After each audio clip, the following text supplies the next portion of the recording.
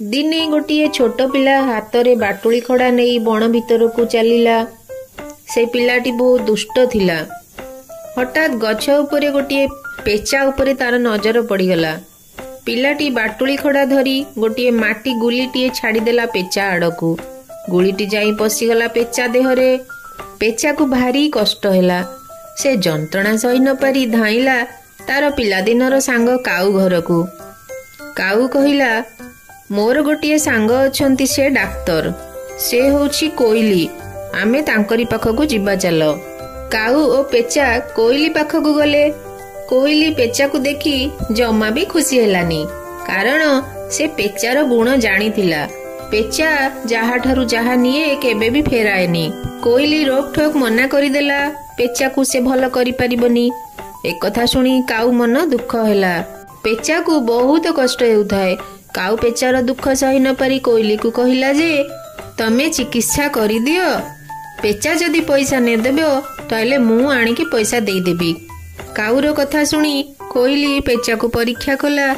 कहिला जे जाइकी पानी भितरे 2 घंटा बसिकी रुह, तम देह भल होई जिवो। पेचा जाई पानी भितरे पसिकी रहिला। ता डेड़ा भितरे सेई माटी गुली लागिथिला। पानी रे बसिबारु किछि समय परे माटी गुलीटी मिलई गला। ताकू बहुत भल लागिला। तेणु से घर को फेरी आसिला। दिन जाई राति हैला, अंधार रही गला। पेचा ता घरे रहिला। किछि समय परे कोइली पहुंचिला एवं ता देह कथा पचारिला। पेचा कहिला जे हाँ बहुत आराम लागुछि, आपनकु बहुत धन्यवाद। पेचा भल होई जिबार देखी कोइली मन खुशी हैला। तेणु से निज गोड़ बढ़ाई पैसा मागिला। तो पेचा किछि न जानिला भली व्यवहार देखाइला। कहला, बा तोमर की सुंदर पाद। जेतेबेले कोइली जानिला जे पेचा ताकू पैसा देउ नाही, सेतेबेले से मुह खोलिकी पैसा मागिला।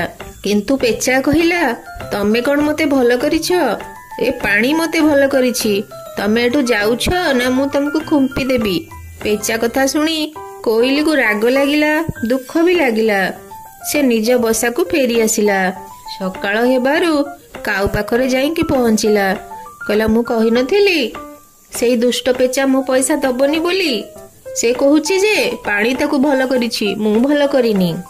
काऊ ए सब सुनिकी कहिला जे पेचा तम संगरे थट्टा करिथिबो, आस आमे सांग होइकी ता पाखकू जिबा। तापरे काऊ कोइली सांग होइकी पेचा घर को गले। पेचा घर पाखरे काऊ जाइकी का का का राब देला, किंतु किछि उत्तर आसिला नाही।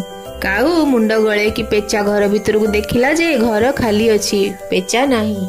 पेचा नथिबार देखी कोइली आहुरी रागिगला। कहिला, धोकाबाज, बदमाश, मो फीस देलानी। एबे काऊ भाई तमे ही मोर फीस देब, कौन शुणुछ ना नहीं? काऊ बहुत गरीब थिला, से केउठु टंका आनिब। तेणु कोइली जाइकी विचारपति सुआ पाखकू गला। सुआ ता अदालत रे बसिकी कोइलीर अभियोग शुणिला।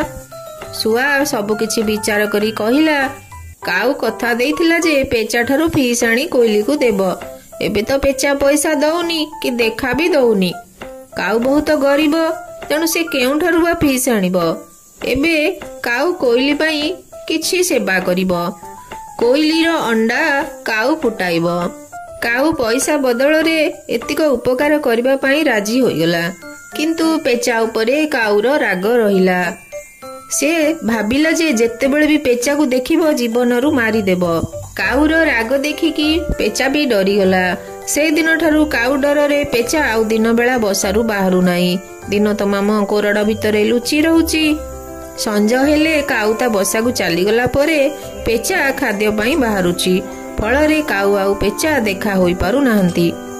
आउ विचारपति सुआर आदेश मानी कोइली अंडा गुड़िकर जत्न नेउछि। काऊ निज बसा भितरे कोइली अंडा को उषुमाई कोइलीर छुआ हेबारे साहाଯ୍य करुछि। छुआ बड़ हेबा जांगे तांको लालन पालन करुछि।